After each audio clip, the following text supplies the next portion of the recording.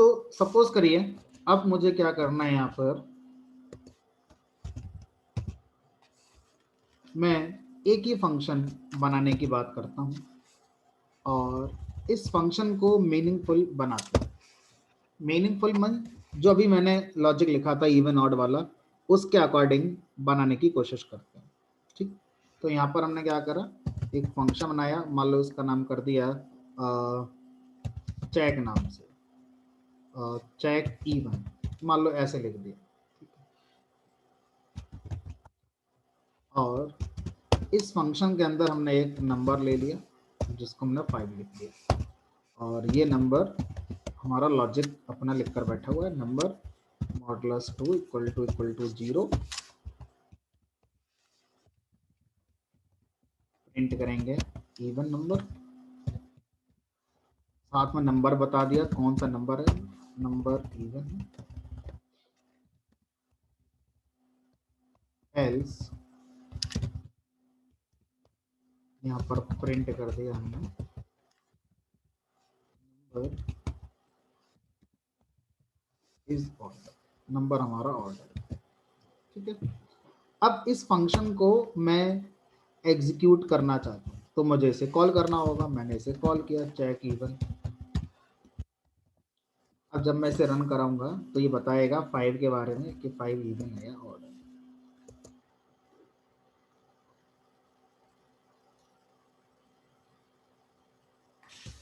ठीक है, तो अब इस फंक्शन को अगर मैं दोबारा रन कराऊं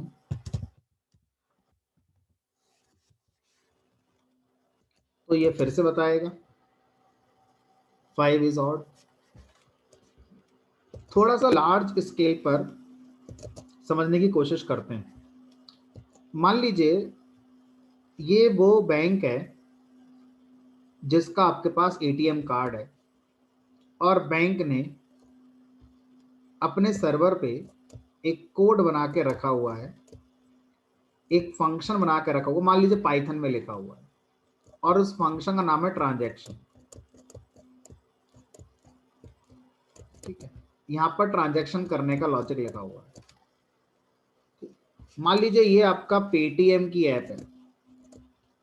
अब पेटीएम की ऐप को आपका ट्रांजैक्शन कंप्लीट करना है, तो पेटीएम अपने अंदर से, पेटीएम एक कोड है, अपने अंदर से कौन सा फंक्शन कॉल करेगा, जो यहाँ पर लिखा हुआ है ट्रांजैक्शन वाला फंक्शन कॉल करेगा।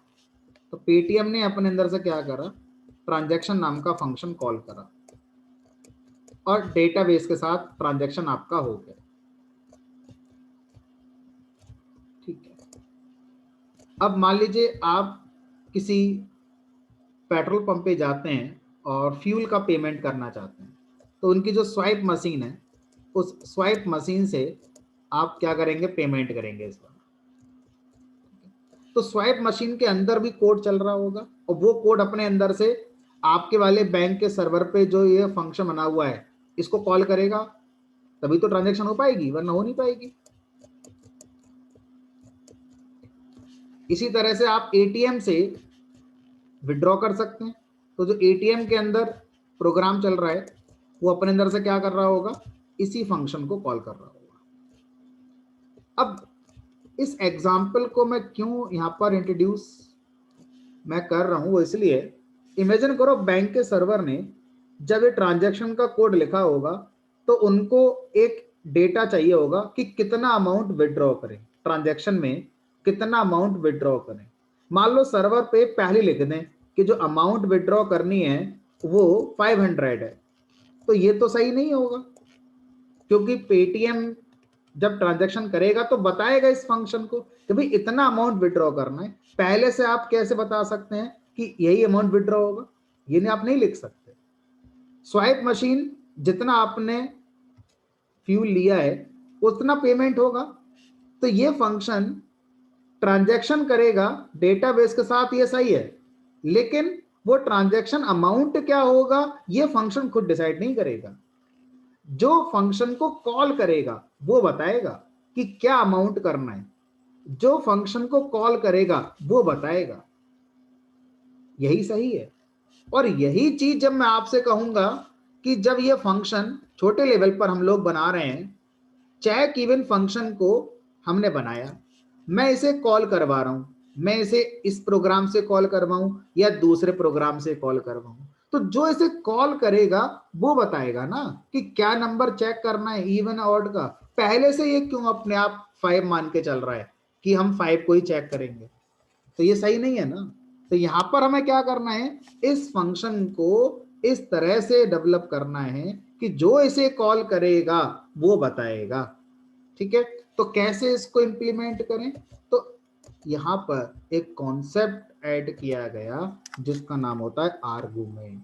आर्गुमेंट का मतलब होता है वो वेरिएबल्स जो फंक्शन के ब्रैकेट्स में, फंक्शन के पैरेंथेसिस में लिखे जाते हैं, उन वेरिएबल्स को आर्गुमेंट कहा जाता है। यानी कि मैं क्या लिखूंगा, ये जो पैरेंथेसिस है यहां पर वेरिएबल को लिखूंगा, तो जितने चाहें उतने वेरिएबल आप अपनी नीड के अकॉर्डिंग यहां पर लिख सकते हैं। हर वो वेरिएबल जो मैं पैरेंथेसिस में लिखता हूं क्या कहलाता है, आर्गुमेंट कहलाता है। ठीक है, तो कॉन्सेप्चुअली फंक्शन के आर्गुमेंट फंक्शन के लॉजिक के लिए इनपुट की तरह बिहेव कराते हैं। ठीक है, तो किसी भी फंक्शन को जब मैं बनाता हूं तो उस फंक्शन में हमने जो लॉजिक लिखा है उस लॉजिक में कितना इनपुट रिक्वायर्ड है, ईच टाइम जब फंक्शन कॉल होगा तो कितना इनपुट ऐसा है जो हर बार अलग अलग चाहिए, उतने ही आर्गुमेंट मैंने यहाँ पर लिखने होते हैं। ठीक है, अगर कोई चीज ऐसी है जो फिक्स है तो उसको मैं आर्गुमेंट से रिसीव नहीं करूंगा, पहले मैं यहाँ पर सेट कर दूंगा। अब अगर हम किसी फंक्शन को इस तरह से बनाते हैं तो ऐसे फंक्शन को बोलते हैं आर्गुमेंटेड फंक्शन। ठीक है, आर्गुमेंट वेरिएबल्स वो होते हैं जो फंक्शन के पैरेंथेसिस में लिखे जाते हैं, उनको आर्गुमेंट्स कहा जाता है। ठीक, कितने बनाने हैं आपके लॉजिक पे डिपेंड करेगा। अगर आप सिंपल इंटरेस्ट का लॉजिक बना रहे हैं तो सिंपल इंटरेस्ट में 3 इनपुट चाहिए, principal, rate of interest, tenure. जितनी बार फंक्शन कॉल होगा सिंपल इंटरेस्ट का, कॉल करने वालों को बताना पड़ेगा प्रिंसिपल क्या है, रेट ऑफ इंटरेस्ट क्या है, टेन्योर क्या है। ठीक है, चलिए फिलहाल हम एक से शुरू करते हैं। अब क्वेश्चन ये आता है कि सर हमने फंक्शन को डिफाइन करते समय आर्गुमेंट बना दिया, इसकी वैल्यू तुमने बताई नहीं, इसकी वैल्यू कहाँ से आएगी, जो कॉल करेगा, जितनी बार इस फंक्शन को कॉल किया जाएगा वो इस आर्गुमेंट की वैल्यू को पास करेगा। तो हम यहाँ से कॉल कर रहे हैं तो क्या लिखेंगे, जिस नंबर के लिए आप ये फंक्शन एग्जीक्यूट कर रहे हैं बताइए क्या नंबर है वो आपका, हमने कर दिया मान लीजिए 10। तो ये जो 10 है हमारा, ये हमारा कहाँ जाके कॉपी हो जाएगा, नम नाम के वेरिएबल में जाके कॉपी हो जाएगा। ठीक है, उसके बाद हमारा ये जो 10 है इस 10 पर ही लॉजिक पूरा एग्जीक्यूट होगा, फंक्शन कंप्लीट हो गया। अब नम आर्गुमेंट की वैल्यू खत्म हो गई। आप इस तरह से सोच लीजिए जो आर्गुमेंट है it is also like local variable, एक बार फंक्शन कंप्लीट हो गया अब आर्गुमेंट भी मेमोरी से डिस्ट्रॉय हो गए, अगली बार जो इस फंक्शन को कॉल करेगा अपनी वैल्यू साथ में लेकर आएगा। ठीक है, तो फिर से हम वैल्यू लेकर आए और इस बार आप क्या चेक करना चाहते हैं, हमने कहा 11 के बारे में बताओ। तो जो भी इस फंक्शन को कॉल करे, इस प्रोग्राम से करे या दूसरे प्रोग्राम से करे, आप सिर्फ ये बताइए कि कौन सा नंबर है जिसके बारे में आप पता करना चाहते हैं। इसे कहते हैं function. Reusability of code, logic की रीयूजेबिलिटी है, इन डेटा की नहीं, डेटा तो जो कॉल करेगा वो अपना लेकर आएगा अपने साथ। ठीक है, चलो एक फंक्शन और बनाते हैं।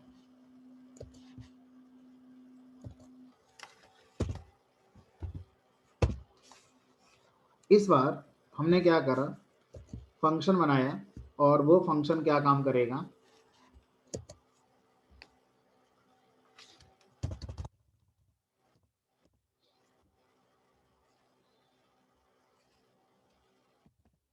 सिंपल इंटरेस्ट निकालने वाला काम करेगा।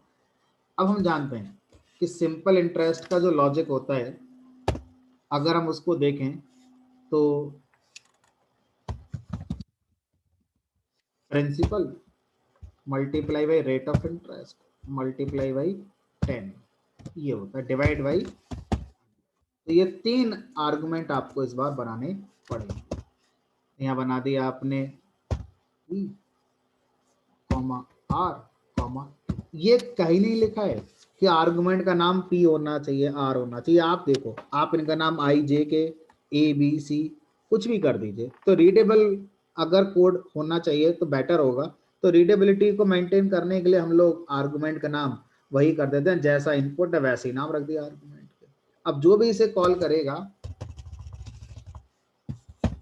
वो 3 आर्गुमेंट लेकर आएगा। अब यहां पर आपको ध्यान रखना है पोजीशन। पहली पोजीशन पर आपका प्रिंसिपल हमने एज्यूम किया है, तो जो पहली पोजीशन की वैल्यू है वो हमारा प्रिंसिपल को रिप्रेजेंट करेगी। दूसरी पोजीशन की वैल्यू रेट ऑफ इंटरेस्ट को रिप्रेजेंट करेगी, तो मैंने रेट ऑफ इंटरेस्ट मान लीजिए 4 कर दिया। और तीसरी वैल्यू टेन्योर को रिप्रेजेंट करेगी, मान लीजिए टेन्योर मैंने यहाँ पे कर दिया 7 ईयर्स का, ठीक है। और इसको रन करेंगे।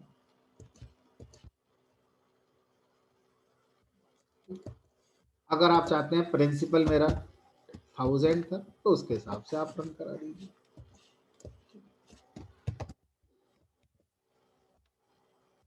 इस बार ये मैंने 15,000 कर दिया, ये मैंने मान लीजिए 4 कर दिया, और ये मान लीजिए मैंने 2 कर दिया,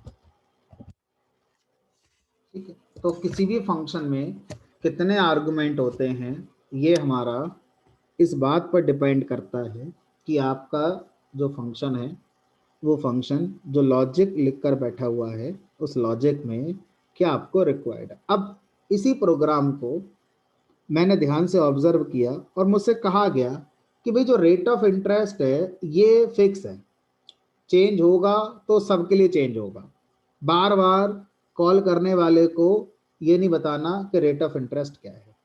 तो अब मैं इस फंक्शन को दोबारा बनाना चाहता हूँ और इस तरह से बनाना चाहता हूँ कि रेट ऑफ इंटरेस्ट को फिक्स कर दो और प्रिंसिपल और टेन्योर बस ये कॉल करने वाला अपना लेकर आएगा, और रेट ऑफ इंटरेस्ट के हिसाब से जो पहले से सेट है सिंपल इंटरेस्ट प्रिंट कर दिया जाएगा। तो अगर हम ऐसा करना चाहते हैं तो किस तरह से फंक्शन बनाएंगे उसको देखते हैं। तो यहाँ आर को हटा देते हैं और आर की वैल्यू पहले ही सेट कर देते हैं। मान लो मैंने लिख दिया R equal to rate of interest मान लीजिए 4.5 का, जस्ट फॉर एग्जाम्पल। तो जब कॉल करेंगे तो ये वैल्यू लिखने की जरूरत नहीं है। पहली वैल्यू प्रिंसिपल को रिप्रेजेंट कर रही है, दूसरी वैल्यू टेन्योर को रिप्रेजेंट कर रही है, और रेट ऑफ इंटरेस्ट पहले से ही फिक्स है। तो अगर कल को रेट ऑफ इंटरेस्ट चेंज करेंगे तो यहाँ पर मैनुअली कोड में आके चेंज हम लोग करेंगे, और सबके लिए जो भी कॉल करेगा सबके लिए चेंज हमारा हो जाएगा। तो हम इस बात में इंटरेस्टेड नहीं है कि रेट ऑफ इंटरेस्ट कैसे चलता है, हम ये सीखना चाहते हैं कि फंक्शन में कितने आर्गुमेंट होने चाहिए। डिपेंड करता है आपका लॉजिक क्या है और उस लॉजिक में वो कौन कौन सा इनपुट है जो हर फंक्शन के लिए हर कॉल के लिए बार बार अलग होगा। तो वो आर्गुमेंट से आएगा जो हर बार के लिए सेम है, चाहे उसे कॉल कोई भी करे कितनी बार भी करे वो वाला इनपुट हमेशा सेम रहेगा, तो उसको आर्गुमेंट में लेने की जरूरत नहीं है, पहले से ही लिख दिया जाएगा। ठीक। अब जब हम पाइथन के अंदर किसी फंक्शन में आर्गुमेंट की बात करते हैं तो कुछ चीजें हैं जो यहाँ पर हमें समझनी होंगी। मान लीजिए मैं एक फंक्शन बना देता हूँ ऐड नाम से, क्योंकि यहाँ पर मुझे कुछ आपको सिखाना है। और मान लीजिए इसके अंदर 2 आर्गुमेंट कर दिए x, y, और ये फंक्शन क्या कर रहा है, इन दोनों का एडिशन कर देता है, print x plus y। Python में अब चाहे तो आप इसे बोले पाइथन का ड्रॉबैक है, और चाहे तो आप बोले पाइथन का ये एडवांटेज है। ये पाइथन का एक फीचर है। अब जिसको पॉजिटिव साइंस में लेना है वो पॉजिटिव साइंस में ले सकता है, जो नेगेटिव साइंस में समझना चाहता है वो नेगेटिव साइंस में समझ सकता है। फीचर क्या है वो समझते हैं। जब मैं ऐड फंक्शन कॉल कर रहा हूं तो ये बात कहीं नहीं लिखी है कि x की जो वैल्यू होगी वो किस टाइप की होगी। ये पता है कि कॉल करते समय 2 आर्गुमेंट के लिए वैल्यू पास करनी है, लेकिन ये बात कहीं नहीं लिखी है कि वो वैल्यू इंटीजर होनी चाहिए, फ्लोट होनी चाहिए, स्ट्रिंग होनी चाहिए। तो अगर मैं यहाँ पर लिखता हूँ 5,6, तो इसका मतलब क्या हुआ कि x की वैल्यू 5 होगी और y की वैल्यू 6 होगी और प्रिंट हो जाएगा 11। अगर मैं यहाँ पर ऐड फंक्शन को दोबारा कॉल करता हूँ और यहाँ पर x की वैल्यू 5.1 कर देता हूँ और y की वैल्यू 6.2 कर देता हूँ, तो क्या ये एक्सेप्ट होगी? हमने कहा क्यों नहीं होगी, कहीं बात लिखी तो है नहीं ना कि x सिर्फ इंटीजर लेगा, फ्लोट एक्सेप्ट नहीं करेगा, ये भी चलेगा। और इस फंक्शन कॉल के लिए x फ्लोटिंग की तरह कंसीडर किया जाएगा और y भी फ्लोटिंग होगा और इनका जो रिजल्ट आएगा 5.1 प्लस 6.2 का जो रिजल्ट आता है वो आपके सामने होगा 11.3। अच्छा, अगर मैं एक इंटीजर कर दूं 10, एक फ्लोट कर दूं 1.5, हमने को कोई फर्क नहीं है, x इंटीजर हो गया और y फ्लोटिंग हो गया और इन दोनों में हाईएस्ट प्रायोरिटी होती है फ्लोट की। मतलब अगर आप कभी दो न्यूमेरिक वैल्यू पर कोई अर्थमेटिक करते हैं, चाहे वो प्लस है, चाहे माइनस है, चाहे मल्टीप्लाई डिवाइड है, पावर है, कोई सा मैथमेटिकल ऑपरेशन करते हैं, एक नंबर इंटीजर है, एक नंबर फ्लोट है, तो जो रिजल्ट आएगा वो फ्लोट में आएगा। तो फ्लोट की प्रायोरिटी हाई होती है। क्यों होती है? कि फ्लोट ज़्यादा एक्यूरेट होता है।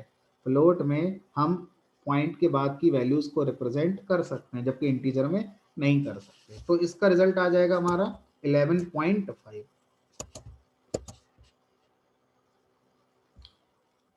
अब अगर मैं ऐड फंक्शन को फिर से कॉल करता हूँ, इस बार मैंने क्या करा, मैंने यहाँ लिख दिया ऐड फंक्शन में लाइक पाइथन कॉमा और y की वैल्यू मैंने कर दी मान लीजिए लैंग्वेज। तो x इस बार स्ट्रिंग हो गया और y भी स्ट्रिंग हो गया और प्लस ऑपरेटर लकीली दो स्ट्रिंग पर कॉन्कैटिनेशन कर देता है। तो आपका आउटपुट आएगा इस बार कॉन्कैटिनेशन पाइथन लैंग्वेज। यहां तक वो है जो आप पॉजिटिव साइंस में लेंगे कि पाइथन बढ़िया लैंग्वेज है। कॉल करने वाले को ये नहीं सोचना है कि आर्गुमेंट कितने हैं, ये तो सोचना है, किस टाइप के हैं ये नहीं सोचना है, जो मना है वो पास कर दो। सी प्लस प्लस जावा में ऐसा नहीं हो सकता। कॉल करने वाले को हम ये भी बताते हैं कि इतने आर्गुमेंट हैं, पहला वाला इंटीजर है, दूसरा वाला फ्लोट है और वैसे ही पास करने हैं, नहीं तो एरर आ जाएगी। पाइथन यहाँ पर अभी हमें लगेगा कि ये सही है। अब देखो पाइथन को हम दूसरे नज़र से देखते हैं कि ये बेकार है, सही नहीं है पाइथन। यहाँ पर मैंने लिख दिया मान लीजिए पाइथन, यानी कि x की वैल्यू ये हो गई और y की वैल्यू मैंने 10 दे दी। तो अब इस वाली फंक्शन कॉल के लिए x आर्गुमेंट की वैल्यू पाइथन हो जाएगी और y आर्गुमेंट की वैल्यू 10 हो जाएगी। अब यहाँ पर हमारा बैड लक कि प्लस ऑपरेटर इस तरह से डिफाइन नहीं है पाइथन में कि अगर एक स्ट्रिंग है और एक इंटीजर है तो क्या करे, ये इसे खुद नहीं पता मैं क्या करूं और ये क्या कर देगा, एरर जनरेट कर देगा। Can only concat str2। तो अब ये बड़ा चैलेंजिंग हो गया यहाँ पर, क्योंकि इस तरह से हमारे कोड ऑपरेशन जो हम कर रहे हैं वो सेफ तो है ही नहीं। इसको क्या बोलते हैं, type safety. Python is not a type safe programming language. इसके दो मीनिंग हो गए। पहला, आप किसी भी वेरिएबल में किसी भी टाइप की वैल्यू को असाइन कर सकते हैं या किसी भी आर्गुमेंट में किसी भी तरह की वैल्यू को कॉल करते समय पास कर सकते हैं। इसका दूसरा मीनिंग हो गया कि अगर ऐसा करेंगे तो जरूरी है कि वो ऑपरेशन जो आप फंक्शन के अंदर कर रहे हैं वो हर तरह की वैल्यू पर चली जाएगा। हो सकता है वो ऑपरेशन जो आप कर रहे हैं वो कुछ ही स्पेसिफिक वैल्यूज पर ही चलता है और अदर टाइप की वैल्यूज अगर आर्गुमेंट में आई तो वो ऑपरेशन फेल हो जाएगा, ऐसा हो सकता है।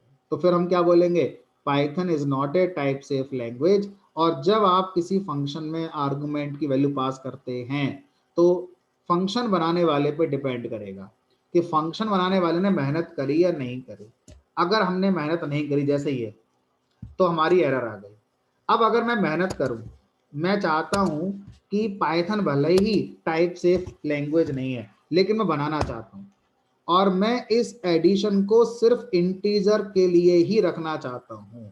अगर फ्लोट आएगा या स्ट्रिंग आएगा तो मैं मना कर दूंगा कि ये एरर नहीं दूंगा, मैं एक मीनिंगफुल मैसेज दूंगा ऐड फंक्शन से कि भाई इस तरह के आर्गुमेंट हम एक्सेप्ट नहीं करेंगे, सिर्फ इंटीजर आर्गुमेंट हम एक्सेप्ट करेंगे। ये चीज C++ जावा में ऑटोमेटिक है, पाइथन सिंप्लिसिटी की वजह से ये नहीं हो पाएगा। तो अब आपको कोड लिखना पड़ेगा, कैसे लिखते हैं वो देखते हैं। तो पहले क्या करेंगे, x में जो वैल्यू आई है उसका टाइप चेक करिए। इफ लगाया और इफ के अंदर हमने लिखा if type of x equal to int, तो इस तरह से कंपेयर करेंगे, यानी कि आप इंट को डायरेक्ट लिखेंगे यहाँ पर, ठीक, कि अगर x में जो आया है वो इंटीजर टाइप की वैल्यू है and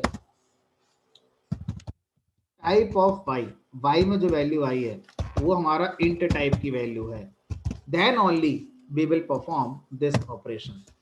And for other type we will print simply a message, that is we accept only integer arguments.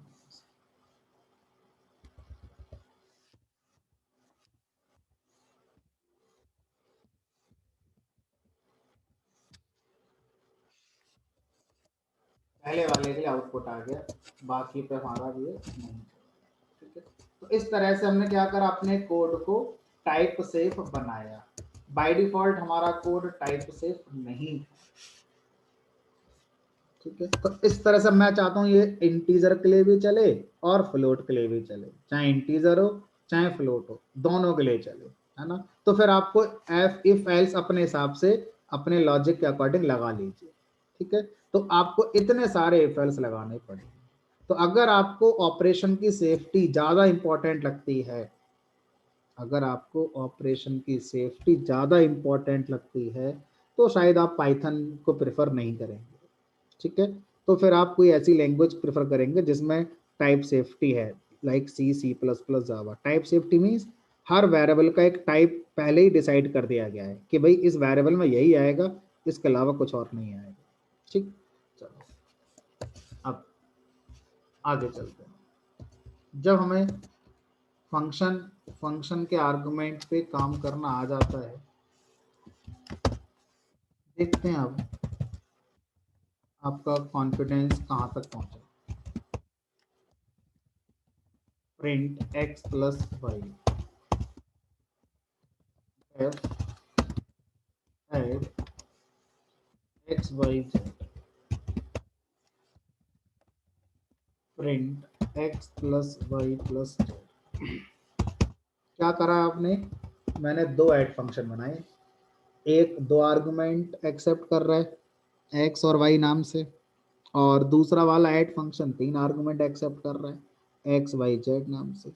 अब मैंने ऐड फंक्शन कॉल किया, यहाँ लिख दिया 10 20 30, फिर मैंने ऐड फंक्शन कॉल किया और यहाँ लिख दिया 5,6, ठीक है। तो अब आप लोगों को बताना है इसका आउटपुट क्या आएगा। इस फंक्शन डेफिनेशन जो हमने करी है, अगर यहाँ पर हम इसका दो बार ऐसे कॉल करेंगे तो अपडेटेड डेफिनेशन ही यूज होगी। तो ये वाली फंक्शन कॉल इस डेफिनेशन के लिए फिट है और ये वाली फंक्शन कॉल इस डेफिनेशन के लिए अनफिट। जब अनफिट है इसका मतलब क्या है कि हमारी एरर,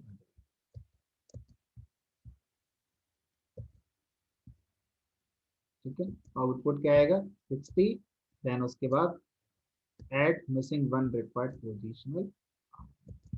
तो इस तरह से हम क्या कर सकते हैं, फंक्शन फंक्शन के आर्गुमेंट वाले कॉन्सेप्ट को और अच्छी तरह से समझ सकते हैं, है ना, कि कैसे ये चलता है। अब अगर आपसे कहा जाए कि मैं इस ऐड फंक्शन को यूज करना चाहता हूँ, तो आप क्या करेंगे? फिर एक ही काम कर सकते हैं कि इस लाइन को यहाँ से हटाकर यहाँ लिख दें। तो जिस समय ये ऐड फंक्शन कॉल हो रहा है उस समय तक यही फंक्शन है मेमोरी के अंदर, जो कि सही है, और जिस समय ये चल रहा है उस समय ये सही है। तो 2 पर 11 आ गया और ये हमारा 60 हो गया, 11 और उसके बाद 60।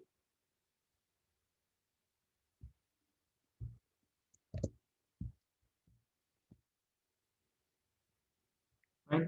चलिए, तो इस तरह से आई होप फंक्शन डिफाइन करना तो आ गया होगा और कॉल करना भी अब आपको आ गया होगा। ठीक।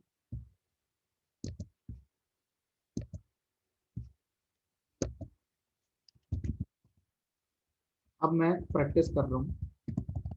मैं अपने प्रोग्राम में एक ऐड फंक्शन बना रहा हूँ और एक फंक्शन और बनाया मैंने, मल्टीप्लाई, जो 2 नंबर का मल्टीप्लाई करेगा। मल्टीप्लाई। एक फंक्शन मैंने और बना दिया, मान लो डिवाइड, ये इन 2 नंबर का डिवाइड करेगा। इस तरह से आप जितने चाहें उतने फंक्शन बना सकते हैं। अब मैं क्या चाहूंगा, मैं यूजर से 2 नंबर इनपुट कराऊंगा। मान लीजिए मैंने 2 नंबर इनपुट करे, तो इस बार देखो मैं आपको क्या सिखाने जा रहा हूँ। इस बार मैं आपको ये सिखाने जा रहा हूँ कि जब हम फंक्शन को कॉल करते हैं तो आर्गुमेंट्स की जो हम वैल्यू पास कर रहे हैं, वो वैल्यू जरूरी नहीं है हार्ड कोड वैल्यू हो, वो 2 वेरिएबल भी हो सकते हैं, ए कॉमा बी। और हो सकता है कि ए के अंदर मेरी वैल्यू रखी है और बी के अंदर कोई वैल्यू रखी है। तो ये जो ए और बी हैं, इनकी जो वैल्यू है वही किसको मिलेगी, एक्स और वाई को मिलेगी। ठीक है, तो इस बार हम ए और बी की वैल्यू यूजर से इनपुट लेकर आते हैं।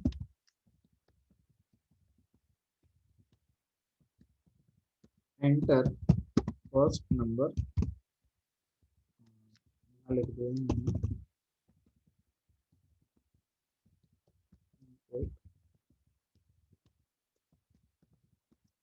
Enter second. अब जो भी यूजर से नंबर आया, दोनों नंबर आया, उसके बाद हम यूजर से पूछेंगे कि आप कौन सा ऑपरेशन करना चाहते हैं। आप एडिशन करना चाहते हैं, मल्टीप्लाई करना चाहते हैं, डिवाइड करना चाहते हैं। तो हम यूजर से पूछेंगे उसकी चॉइस। तो चॉइस के लिए सी नाम का वेरिएबल बना लिया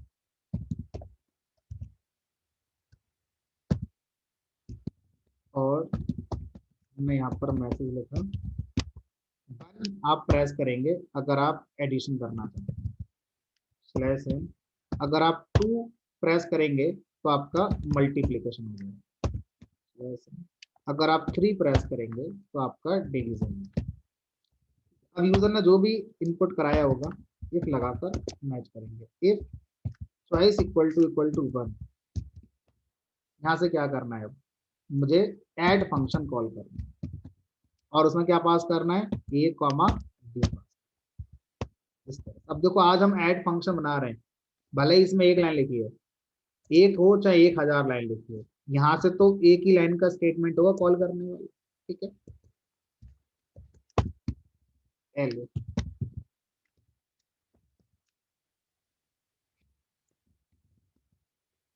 इक्वल टू, तो यहाँ से हम क्या करेंगे, अब ऐड के बाद मल्टीप्लाई फंक्शन करेंगे और उसमें a comma b pass,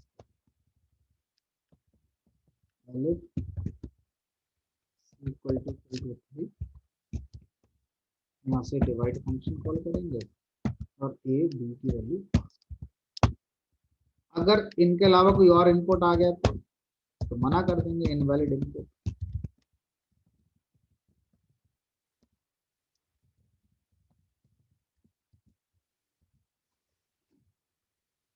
enter first number 20, enter second number 4, क्या करना चाहते हैं, हमने कहा मल्टीप्लाई। अब देखो ये जो नंबर है वो उसी लाइन पर इनपुट कर दें।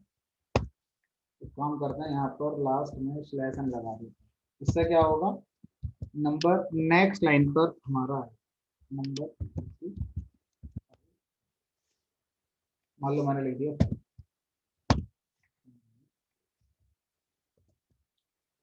इसी तरह से हम क्या कर सकते हैं, मान लीजिए एक प्रोग्राम और बनाते हैं, थोड़ा सा मीनिंगफुल कोड होगा ट्रांजैक्शन को लेकर। मैं एक फंक्शन बनाऊंगा जिसका नाम होगा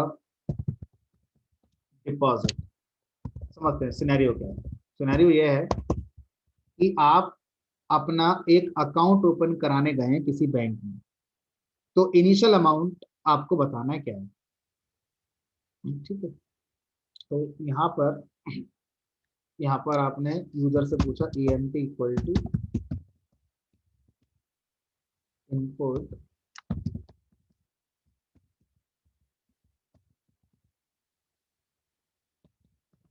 एंटर इनिशियल बैलेंस। अब यूजर ने इनिशियल बैलेंस कुछ भी दे दिया। अब आपको इस बात का ध्यान रखना है कि अगर इनिशियल बैलेंस 1000 से कम है तो मना कर दो कि भाई अकाउंट ओपन नहीं हो सकता 1000 से कम पे। तो यहाँ पर इफ लगाएंगे, if amount is less than 1000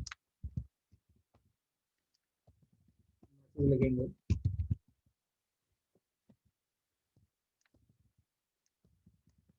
account can not B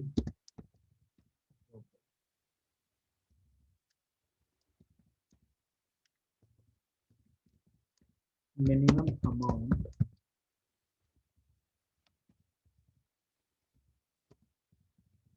must be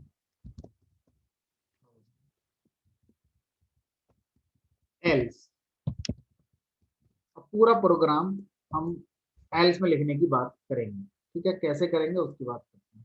तो यहाँ से क्या कर, अब हम चाहते हैं एल्स में अब यूजर से पूछा जाए कि आप क्या करना चाहते हो। अमाउंट अकाउंट आपका खुल चुका है, यहाँ लिख दिया मैंने प्रिंट करके।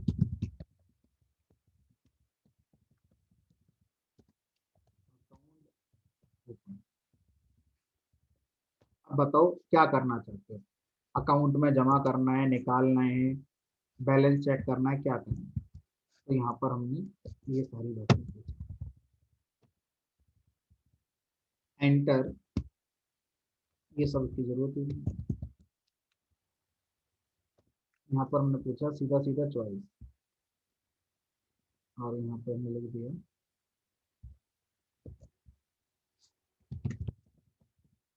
Select option. एक ऑप्शन सेलेक्ट करेंगे, तो न्यू लाइन पर हमारे ऑप्शन आने शुरू हो जाएंगे। 1 पे आप डिपॉजिट करेंगे, 2 पर विड्रॉ करेंगे, 3 पर बैलेंस चेक करेंगे। अब अगर यूजर ने 1 दिया, 2, 3, ये अब ये जो फंक्शन है, ये फंक्शन मैंने यहाँ पर अपने कोड में पहले से बना के रख लेंगे। तो यहाँ पे डिपॉजिट फंक्शन बनाया। अब ये जो डिपॉजिट फंक्शन है, अब देखो यहाँ पर अमाउंट बाद में आया है, हमें क्या करना होगा, इन दोनों के बीच में हमें ये बनाने होंगे फंक्शन, क्योंकि अमाउंट तो पहले आ जाना चाहिए। ये यहाँ पर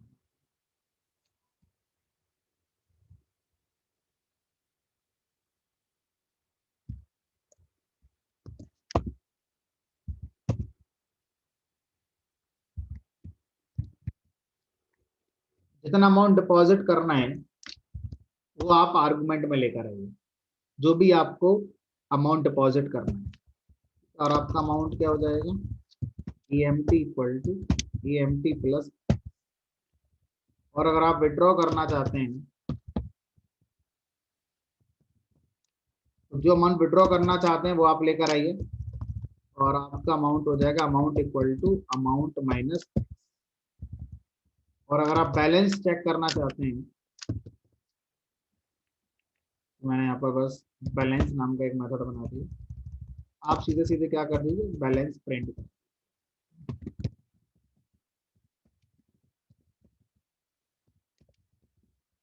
बैलेंस,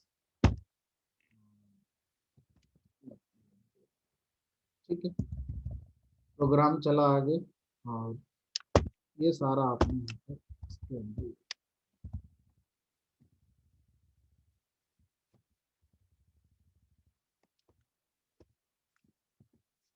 अगर 1 है तो डिपॉजिट करना है,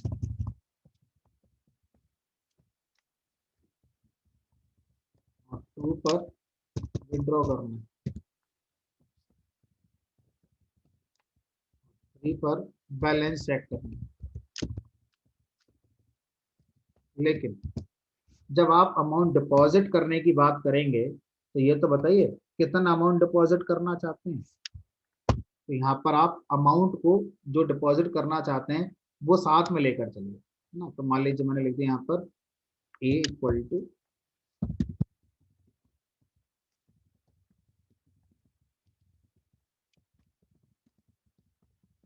एंटर अमाउंट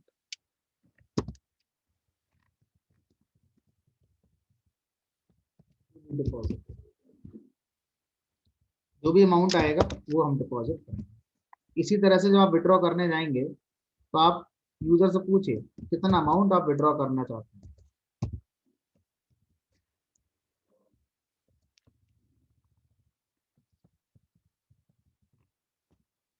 जो अमाउंट विड्रॉ करने जा रहे हैं वो विड्रॉ कर दीजिए। इसी तरह से बैलेंस है, ठीक है। अब हम करा के देखते हैं। इनिशियल बैलेंस मान लीजिए मैंने 600 कर दिया। Account can not be open, minimum amount must be 1000। Program को रन कराया दोबारा। इनिशियल बैलेंस मान लीजिए मैंने 2000 कर दिया। अकाउंट ओपन, अब पूछ रहा है क्या करना चाहते हैं। हमने कहा डिपॉजिट कर दो 1। Enter amount to be deposited, कितना अमाउंट डिपॉजिट करना है। हमने कहा 500 डिपॉजिट कर दो। अब देखो डिपॉजिट करके प्रोग्राम बंद हो जाएगा। एरर क्यों आ रहा है भाई, चेक करते हैं। हाँ, enter amount to be deposited that is the, और डिपॉजिट फंक्शन कहाँ लिखा हुआ है, ये लिखा हुआ है।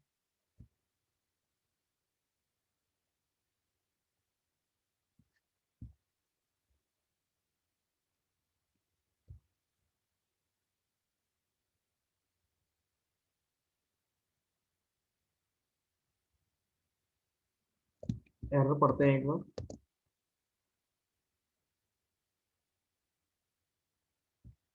Local variable AMT reference before assignment.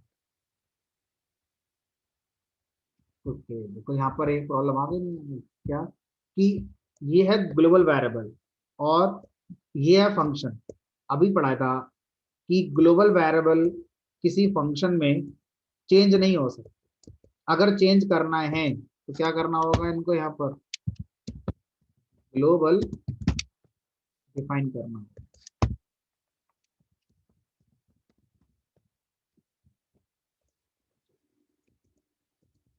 Sir अगर चेंज करना है तो ग्लोबल लिखना है? हाँ बिल्कुल, अदरवाइज रीड ओनली मोड में तो वो है ही है हमारा पास। 2000 मुझे डिपॉजिट करना है, एंटर अमाउंट 500 डिपॉजिट करना है, बंद हो गया, एरर नहीं आई। लेकिन मुझे पता ही नहीं चला कितना डिपॉजिट हुआ। तो हम क्या करना चाहेंगे, हम ये चाहेंगे कि ये वाला जो कॉन्सेप्ट है आपका, जो ये आप चला रहे हैं, ये वाला कॉन्सेप्ट बार बार चलता रहे जब तक यूजर मना ना कर दे, ठीक है। तो यहाँ पर हम क्या करेंगे, इतना कोड हम एक वाइल लूप में यूज कर रहे हैं, और उस वाइल लूप को हमने कभी ना खत्म हो इस तरह से बना दिया। अब ये लूप हमेशा चलेगा। अगर ये हमेशा चलेगा तो हम चाहेंगे कि यूजर से पूछो कि क्या आप कंटिन्यू करना चाहते हैं आगे। अगर यूजर बोलेगा हाँ कंटिन्यू करना है तो आप आगे बढ़ेंगे, अदरवाइज नहीं बढ़ेंगे। तो यहाँ पर हम क्या करेंगे, यूजर से पूछेंगे फिर से एक चॉइस पूछेंगे, C H equal to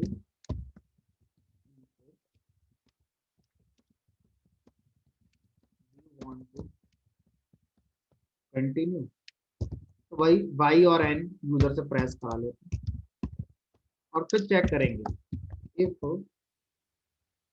C H equal to N तो ब्रेक कर देते हैं, अदरवाइज चलते रहने देते हैं। ठीक है, देखते हैं अब क्या होगा। इनिशियल बैलेंस मान लीजिए 5000, अमाउंट डिपॉजिट करना है, enter amount to be deposit 500, do you want to continue, yes, क्या चाहते हो, हमने कहा बैलेंस दिखा दो, 5500 आ गया, अब बताओ आगे बढ़ना, हमने कहा क्या करना है, हमें कुछ रुपये निकालना है, कितना निकालना है, हमने कहा 100 रुपये निकालना है।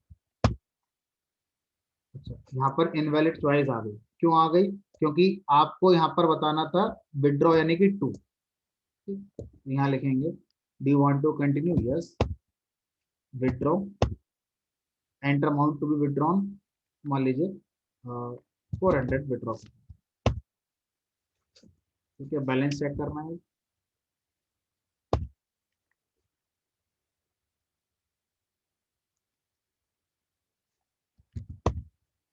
That is 5100, do you want to continue.